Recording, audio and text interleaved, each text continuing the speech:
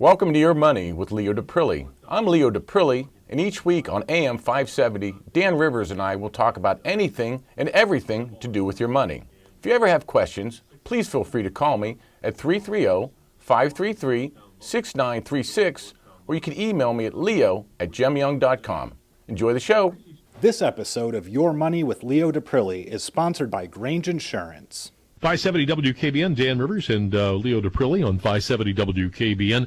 Talk a little bit about the state of savings in America, and I thought savings was getting better. Is it getting better? It's improving. Yes, it is. And that's always, it's interesting because normally when an economy does better, savings rates get worse because as people become more euphoric, they believe that the economy is going to continue to get better. They don't worry about their savings. But the savings rate, which is interesting to me, is staying persistently higher than it's actually staying at like recession levels, which tells me people aren't as confident that this will continue to go forward, which I think's a good dose of reality.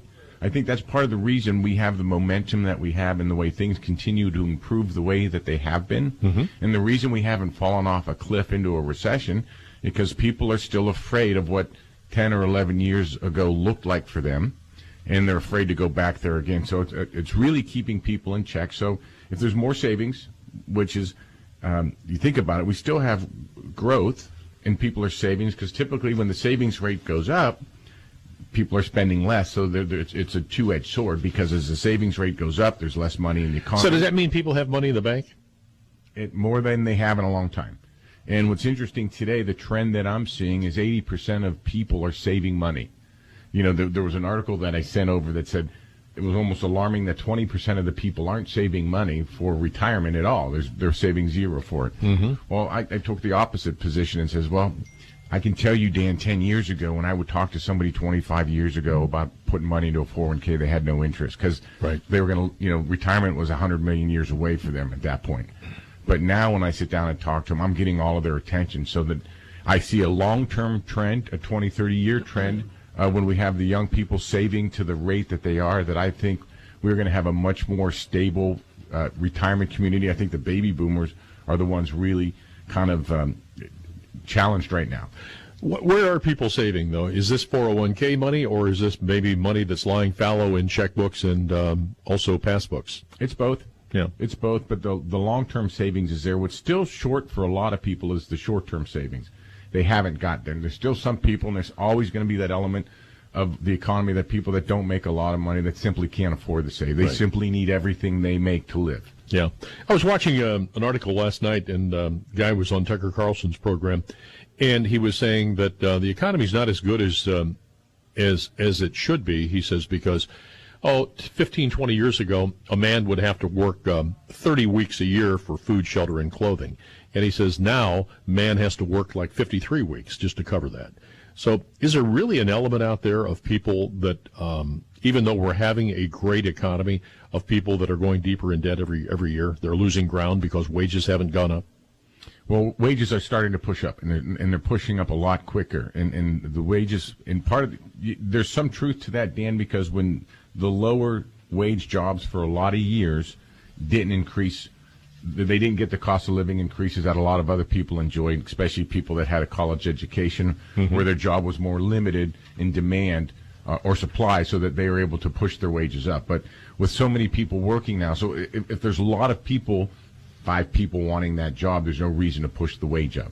Yeah. But now that there's nobody, there's now those 5 people aren't there anymore, and there's just one person in that job, that's what's pushing the wages up. So they're lagging, but that's starting the last year. That's really taken on a much bigger percentage of growth than the rest of wage growth, which is encouraging. Great. There's also the Federal Reserve says that repeatedly reported that an unexpected $400 expense would cause many Americans to struggle financially.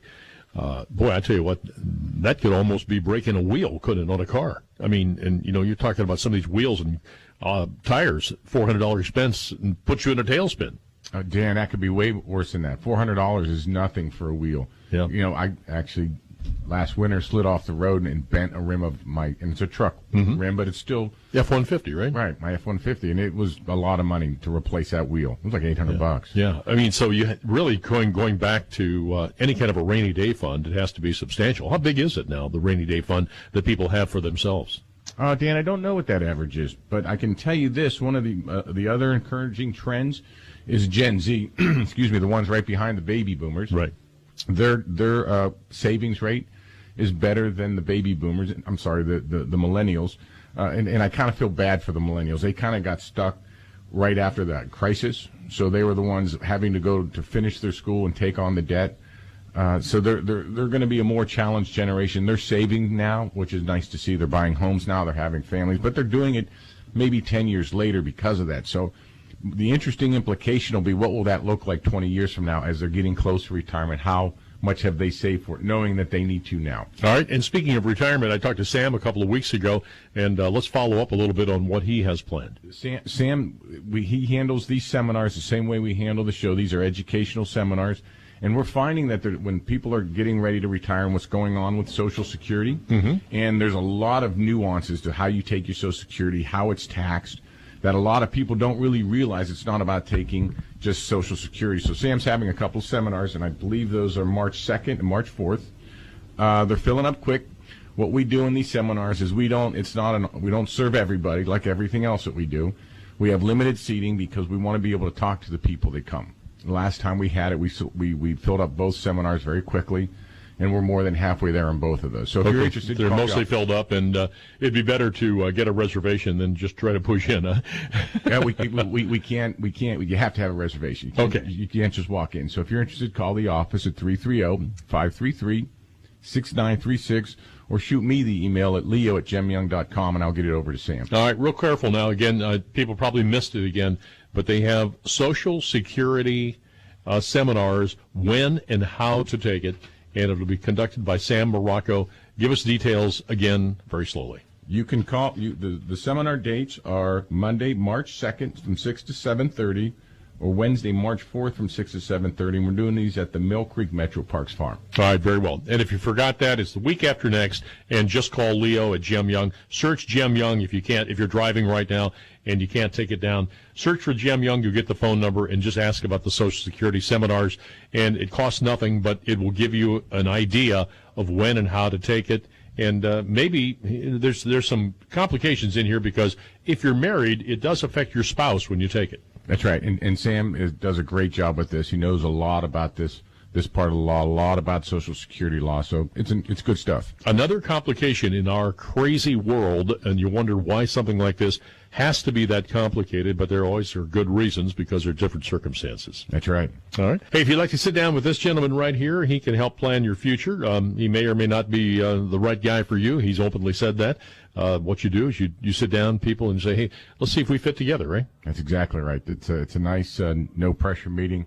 It's a great way to have an honest conversation, because a lot of people, their whole life they've been sold to on this stuff and not really been able to give their opinion. So it's a great way for us to get to know each other and see if we're fit. And that's your Cadillac plan, but for people that don't have quite as much money to invest, or maybe just beginning, you have another plan too, don't you? Where they can do a lot of it themselves. We do. We have tiered services based on what it is someone's trying to accomplish. So we have a solution for just about everybody.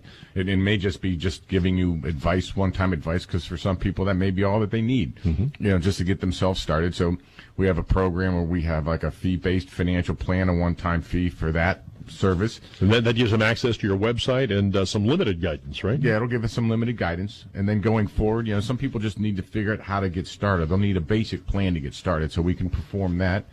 We have some folks that have been doing a pretty good job of savings, and they're just looking at that point to saying they need to hand it off because they've been successful enough where it's starting to get a little complicated for them. Yeah, and if you like what Leo does with financial planning, they do almost all aspects of insurance except medical. Your sons are involved in the insurance side of the business, automobile and property and everything like that. Well, we look at it as comprehensive risk management for your wealth and assets. So we don't look at it as just insurance or investments. We integrate the two. In fact, we're going to be talking more about that in the future, about where this integration is so important, because you can't get one right and not get the other one right. Yep, you got it. All right, and Leo Daprile, you can find him in Canfield. All you do is search for Jim Young. He'll be back at his office within a half an hour. We're here at Eastwood today. But, Leo, let's talk a little bit about the economy. It looks like the stock futures are up, but I believe the coronavirus is certainly having an effect on things coming out of China, because we get so much out of China, don't we? Well, it's interesting you bring that up. I was reading an article in the Wall Street Journal yesterday about how many countries are shutting out China. And the airlines, for instance, it's like the airport in Beijing's a darn near ghost town because everybody's afraid of bringing it back. So the question is you know how we're having these 14-day quarantines, but if somebody's sick, I don't know how long this quarantine goes on internationally before people say it's okay to start loosening these restrictions. So that's what I think is going to be some of the apprehension. So I think products coming out of China, I heard a joke the other day that people are afraid of even opening bubble wrap from China. I'll never open that. You got to squeeze that. Right. Well, once you open it, boom, here comes the coronavirus out of the bubble wrap. That's how crazy some of the things people are saying are. Well, you know what? I think this is really, and it's not going to be something that happens quickly because you can't turn these industries around, but all of the supplies, 85% of antibiotics are coming out of China right now. I think a lot of people need to rethink that, and of course I'm not going to be able to influence that very much, but people have got to be thinking, hey, you know what, am I going to put all my manufacturing and all my supply chain in China when, they really are kind of loose with the truth, to tell you the truth. Well, the poster child for that is Apple. They came out yesterday and they said they're not going to hit their earnings guidelines because of the coronavirus, because it's affected their manufacturing and sales. All right, I'm going to let you get back to work, and if you want to talk to Leo and you're ready to jump and maybe think about somebody that could help you with your financial planning, try Leo.